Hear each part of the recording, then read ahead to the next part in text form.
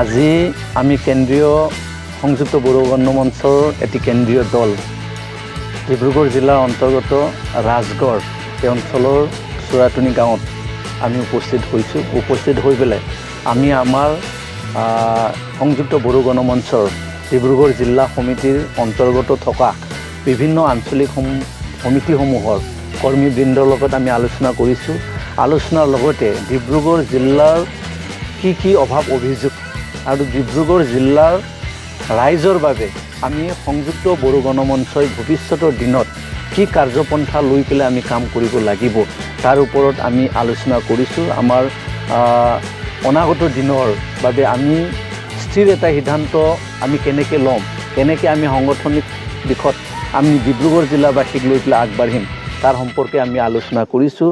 আলোচনাত ডিব্ৰুগড় জিলাৰ আমাৰ কৰ্মীসকলে এটি আমাক অনুৰোধ ৰাখিছে যে ডিব্ৰুগড় জিলা আৰু তিনিচুকীয়া জিলা এই অঞ্চলত বসবাস কৰা ৰাইজ যিহেতু যথেষ্ট দূৰ অঞ্চলত থাকে বা ডিব্ৰুগড় জিলা আৰু তিনিচুকীয়া জিলা একেলগে তেওঁলোকে যদিও কাম কৰি যোৱাত সংযুক্ত বড়ো গণমঞ্চৰ তৰফৰ পৰা তেওঁলোকৰ বিভিন্ন অভাৱ অভিযোগৰ ওপৰত আলোচনা কৰাত তেওঁলোকে এটা কথা অনুৰোধ ৰাখিছে, যিহেতু অঞ্চলসমূহ যথেষ্ট পিছপৰা, গতিকে অৰ্থনৈতিক দিশত আমি যথেষ্ট কৰণীয় আছে, কিন্তু চৰকাৰী তৰফৰ পৰা এতিয়ালৈকে Bodo Kachari welfare autonomous council শকত পুঁজি যিহেতু আবণ্টন দিয়া নাই, মাত্ৰ 13.5 কোটি টকা আমাক আবণ্টন দিছে।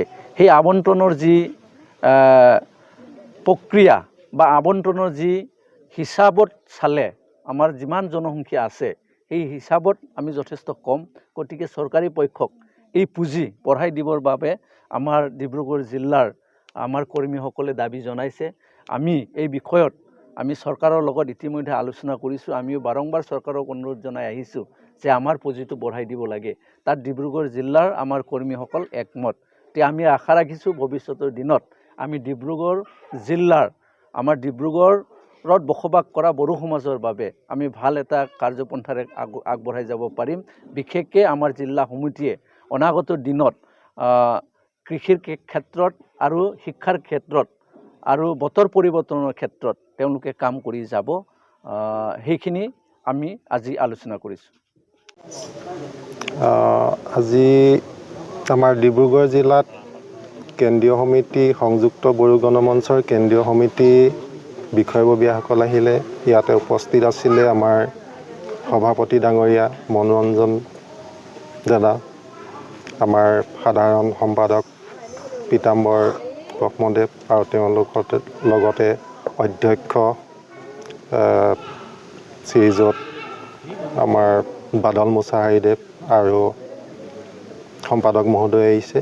তেওঁলোকে আমাৰ ডিব্ৰুগড় জিলাৰ বিষয়ে আমাৰ বড়ো জনগোষ্ঠীৰ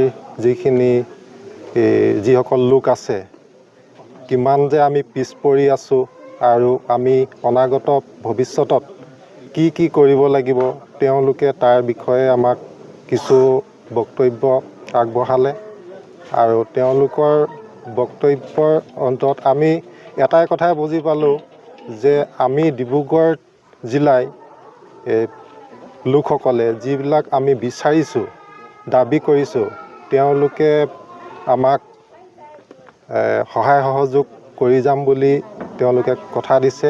বিশেষকৈ আমাৰ শিক্ষাৰ ক্ষেত্ৰত আৰু আমাৰ কলা সংস্কৃতিৰ দিশত তেওঁলোকে আমাক সহযোগিতা কৰি যাম বুলি তেওঁলোকে কথা দিছে। আৰু বিশেষকৈ আমাৰ ডিব্ৰুগড় জিলাত বড়ো ভাষাটো নিজৰ মাতৃভাষাটো নজনাৰ কাৰণে আমাৰ বহুত প্ৰব্লেম হৈ আহিছে।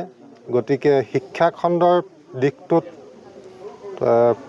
আলোচনা কৰিছে যেতিয়া এই মেজমেলৰ পৰাই আজি কথাটো সেই বিষয়টো স্বতঃস্ফূৰ্তভাৱে তেওঁলোকে কৈছে শিক্ষাৰ দিশত আমাৰ ডিব্ৰুগড় জিলাখনক আগবঢ়াই নিম আৰু অনাগত দিনত যাতে এই কেন্দ্ৰীয় সমিতিৰ তত্ত্বাৱধানতে আমাৰ ডিব্ৰুগড় জিলাখনত আমাৰ বিশ্ববিদ্যালয় আছে বড়ো মিডিয়ামৰ, কিন্তু প্ৰাথমিক পৰ্যায়ৰ পৰা যেতিয়ালৈকে নহ'ব শিক্ষাটো তেতিয়ালৈকে আমাৰ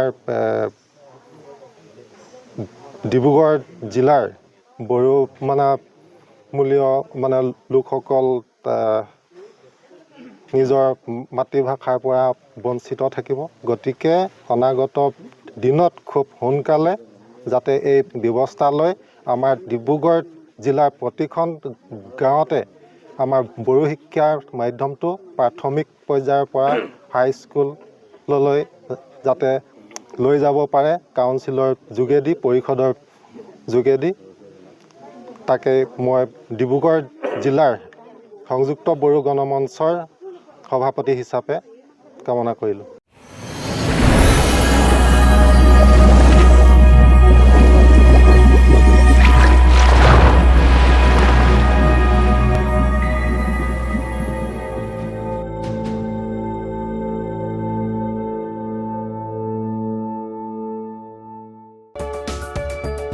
नोंथाङा गोबां रां आर्जिनो गोसो जादों नामा?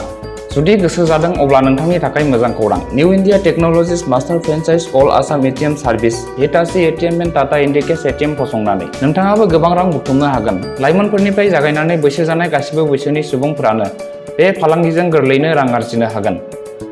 नोंथांनि गामियावबो बे एटिएम मेसिनखौ फसंनानै नोंथाङाबो मुलाम्फा मोननो हागोन।